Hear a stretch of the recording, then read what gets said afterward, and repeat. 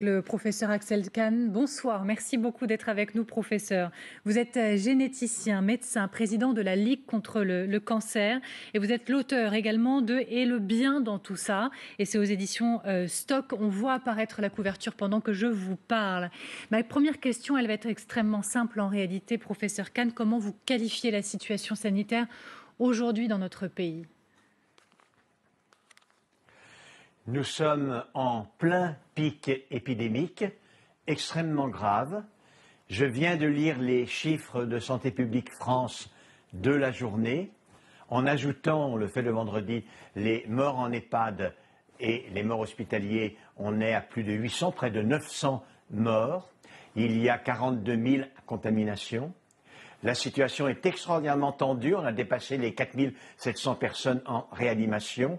Et alors, en Île-de-France, mais aussi dans les Hauts-de-France, on se rapproche de la catastrophe absolue que l'on a vécue lors du premier confinement, lors du premier pic, entre mars et mai, avec évidemment une difficulté supplémentaire. C'est qu'à ce moment-là, il n'y avait que 2 foyers importants, Grand Est et Île-de-France, et donc on a pu recevoir des renforts un peu de la France entière, de toute la façade atlantique, du sud-ouest. Aujourd'hui, tel n'est pas le cas, même s'ils sont moins atteints, l'épidémie augmente beaucoup également dans ces régions.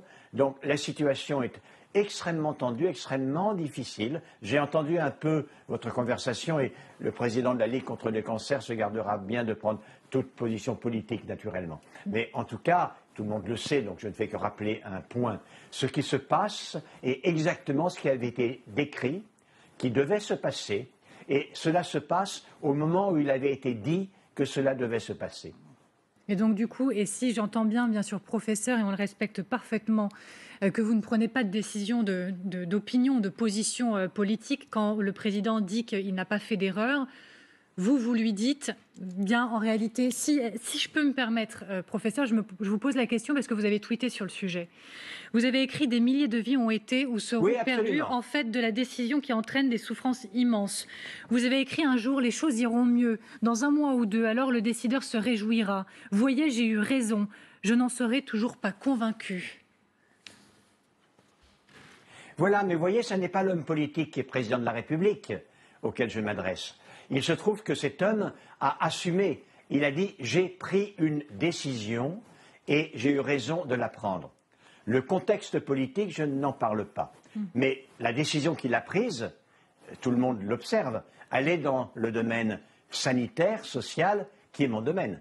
Et donc, commenter cette décision sur le plan sanitaire, je suis pleinement légitime. Et donc, je ne prends aucune position politique, effectivement, mais sur le plan sanitaire, je considère que la décision est mauvaise et qu'elle est extrêmement douloureuse, et elle est très douloureuse pour une population dont je suis, avec la Ligue contre le cancer, particulièrement responsable. Alors, ce sont les personnes malades de maladies chroniques. Voilà, exactement, j'allais vous poser la question. Si on prend un axe extrêmement concret et qui vous concerne, on parle de déprogrammation aujourd'hui. Dans quelle mesure les malades du cancer sont touchés aujourd'hui par ces déprogrammations ? En fait, si vous voulez, c'est à l'heure actuelle la poursuite et l'aggravation. Je n'hésite pas à parler d'un long calvaire pour les personnes malades du cancer, qui a débuté il y a 1 an. On a fait un décompte qui est véritablement minimaliste. Mais sans doute, il y aura au minimum, vraiment au minimum, 13 500 personnes qui mourront de leur cancer dans les 5-6 ans qui viennent, qui n'auraient pas dû mourir.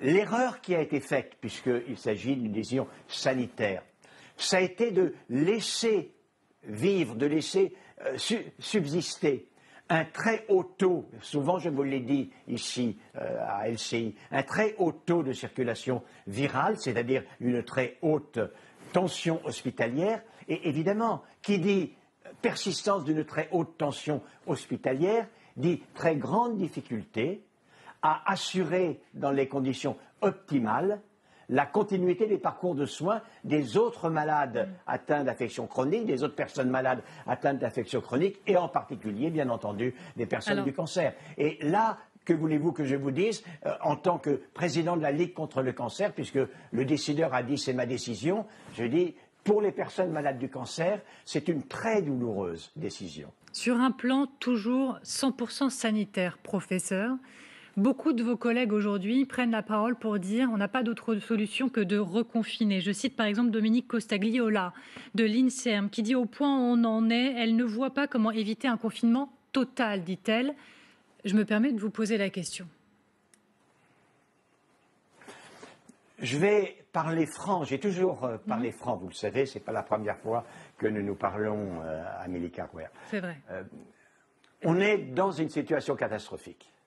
La catastrophe, elle est là pour les personnes malades du cancer et pour les autres. Imaginons que l'on prenne des mesures d'une extrême rigueur, de telle sorte qu'elles stoppent immédiatement les contaminations. Demain, on a les chiffres, ou après-demain, de Santé publique France, 0 contamination. La situation continuerait de s'aggraver en réanimation pendant 15 jours et les morts continueraient d'être à un niveau très élevé.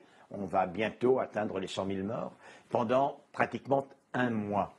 Et aujourd'hui, de toute façon, on est dans le mur. Alors maintenant, comment on peut s'en tirer? Mais de toute façon, on ne l'évitera pas. Ce qui est incompréhensible, c'est que ce que je vous ai dit, cette inertie entre les mesures et le résultat des mesures. Ça, c'est un phénomène très robuste, très constant. Tout le monde sait que dans la gestion de cette pandémie, il y a cette inertie.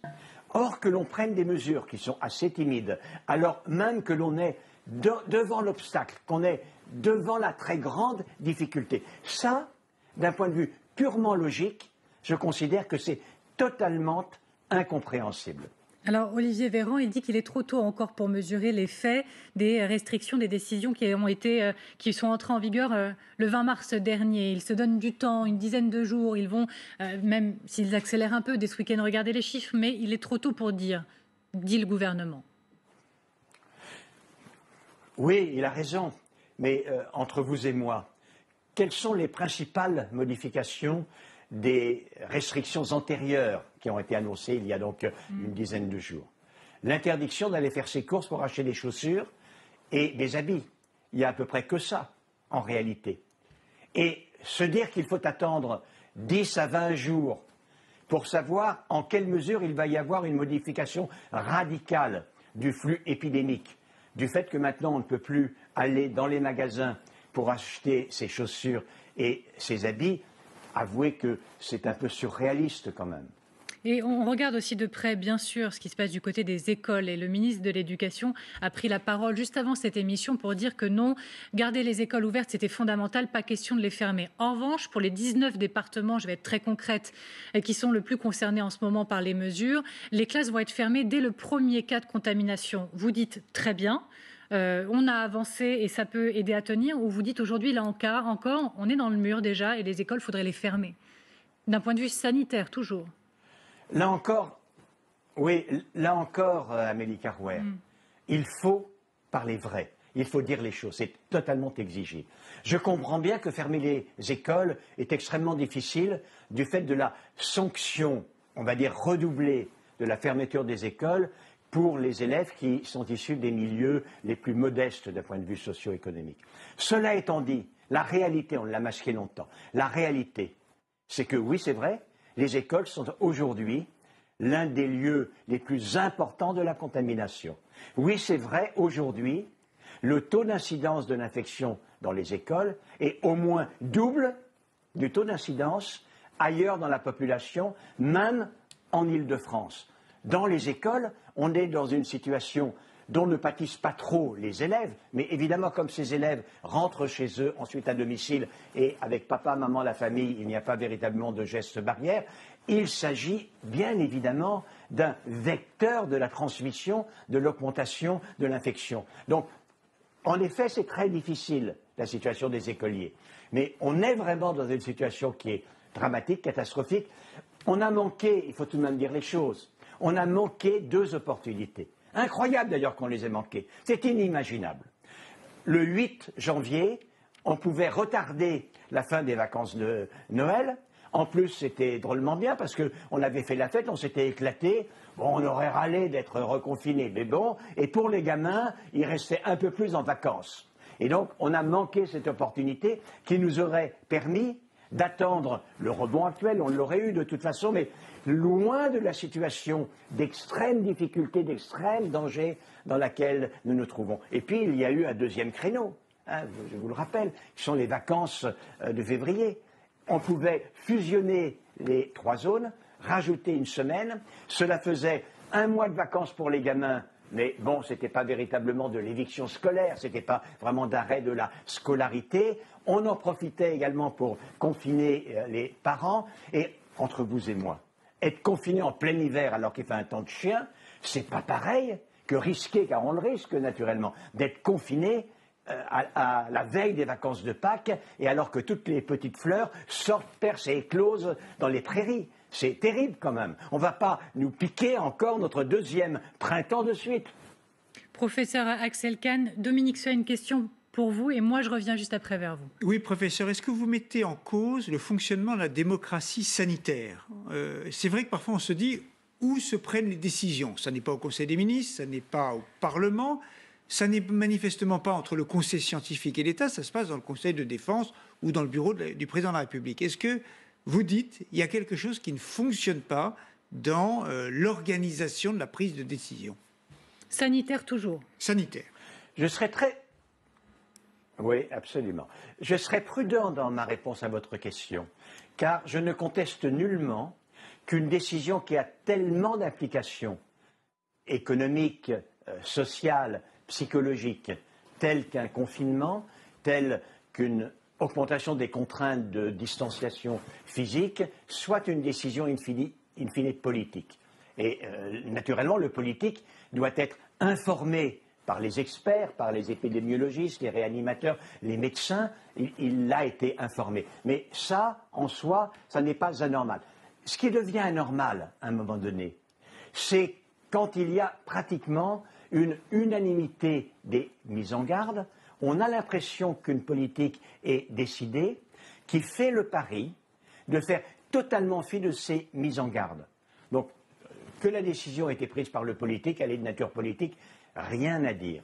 Mais qu'on se soit mis dans les conditions optimales pour éclairer la décision politique de telle sorte qu'elle soit la plus sage possible, là, en effet, ça n'a pas été optimal. Alors, professeur Axel Kahn, une toute dernière question pour vous, mais pas des moindres. Il y a eu cet article dans Le Monde intitulé « Covid-19, bientôt 100 000 morts en France ».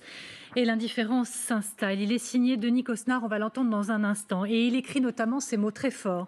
Il n'y a pas de syndicat des malades, dit-il, pas de fédération des morts, pas de lobby des endeuillés. Leurs voix ne sont guère portées que par les médecins et les scientifiques, dont les messages parfois discordants peinent à être entendus. Est-ce que vous pensez comme lui, professeur Axel Kahn, qu'un consensus, je le cite, inavoué s'est instauré pour tolérer désormais des centaines de décès au quotidien ? En effet, dans cet article du Monde, qui d'ailleurs me cite, il est noté, c'est vrai, que l'on s'habitue à tout, on s'accoutume à tout, même aux morts, même aux morts. Et ce qui était épouvantable lorsque M. Jérôme Salomon énumérait le nombre de morts immédiatement après le premier confinement, ce soir, il y a pratiquement 900 morts, un peu moins de 900 morts. Mais il y a un biais, naturellement, c'est qu'on a rajouté les morts dans les EHPAD aux 300 morts hospitaliers qu'il y a pratiquement tous les jours. Mais évidemment, c'est effrayant, effroyable, c'est extrêmement dur. Cela étant dit, les gens ne veulent plus entendre.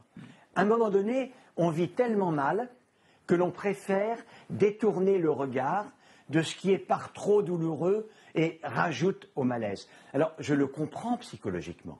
Honnêtement, je ne vais pas accuser les Français de leur indifférence. Je comprends bien que cette longue année de contraintes a été extrêmement difficile. Mais là encore, lorsque l'on est politique, que l'on prend des décisions sanitaires, on ne peut pas se laisser aller à une telle accoutumance. Ça, c'est Laetitia qui le dit, c'est le sujet de mon livre, on ne le peut pas. Ça, c'est vraiment pas bien. Je vous remercie beaucoup, professeur Axel Kahn, d'avoir été avec nous une nouvelle fois. Merci infiniment et je vous souhaite bon courage une nouvelle fois dans les tâches et les missions qui sont les vôtres. Merci beaucoup.